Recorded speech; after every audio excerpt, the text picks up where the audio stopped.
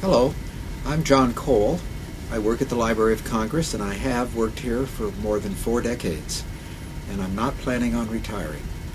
I am the founding director, actually, of the Center for the Book in the Library of Congress, which is the reading and promotion arm of the Library of Congress. We promote books and reading. I'm also a historian of the Library of Congress. I know lots of inside stories, and I'm going to tell you one right now about copyright and how important it is for the Library of Congress, and how Ainsworth Rand Spofford, who was the Librarian of Congress from 1864 to 1897 and centralized copyright, had trouble finally, in many ways, getting a grip on the copyright situation, but the story has a happy ending.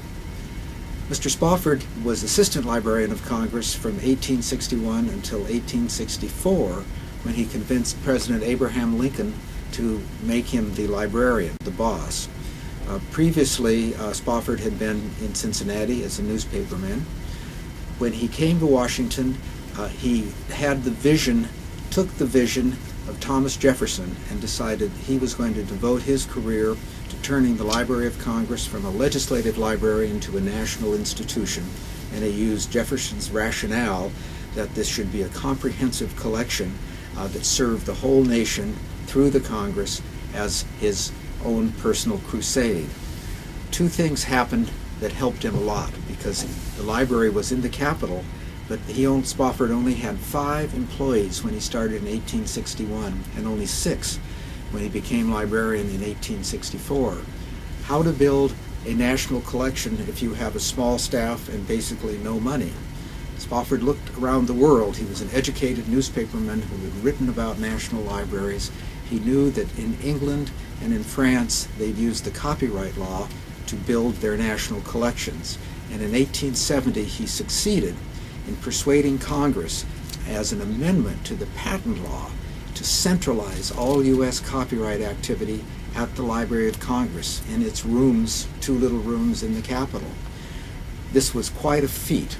And gradually, the collections grew because, as a condition of copyright, the Library of Congress had the right to 2 free copies of every copyrighted item. And these weren't just books. These included prints at the time, included maps at the time, often included music. The great sheet music collection of the library came in through copyright. Simultaneously, Spofford yelled for help. He said to Congress the year after he centralized copyright, we're going to need a building, and it's got to be the Library of Congress's first separate building. Well, it turns out there were many delays, and the building wasn't started until 1896 or occupied until 1897. In the meantime, Spofford ran out of space in the Capitol. The copyright deposits just poured in. Each year he talked about them.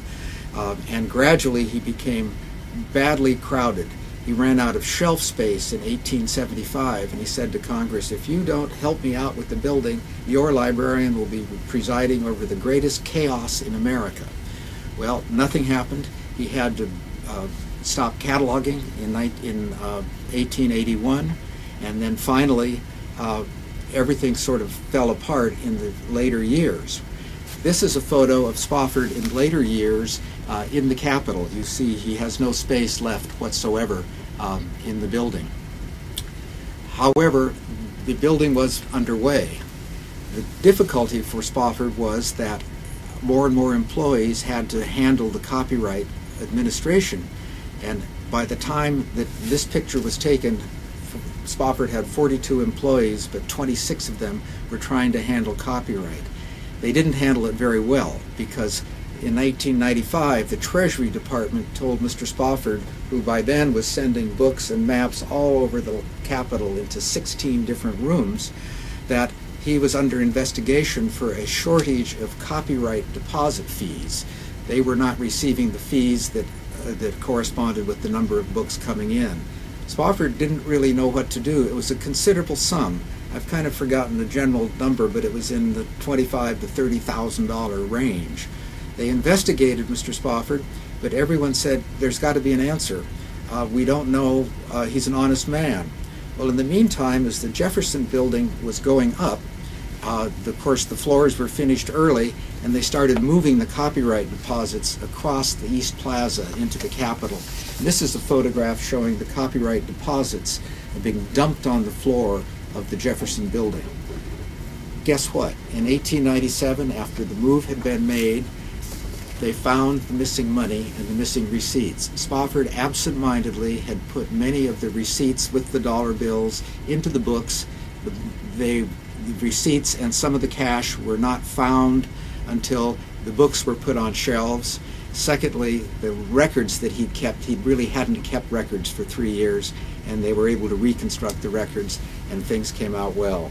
So Mr. Spofford's greatest contributions were the building itself, the Copyright Office, and the copyright deposits. They in turn forced the building.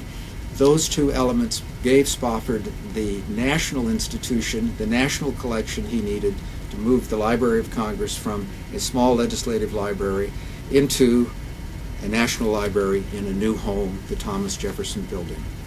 I'm John Cole. I hope you join me again on redroom.com to continue our conversations about the Library of Congress.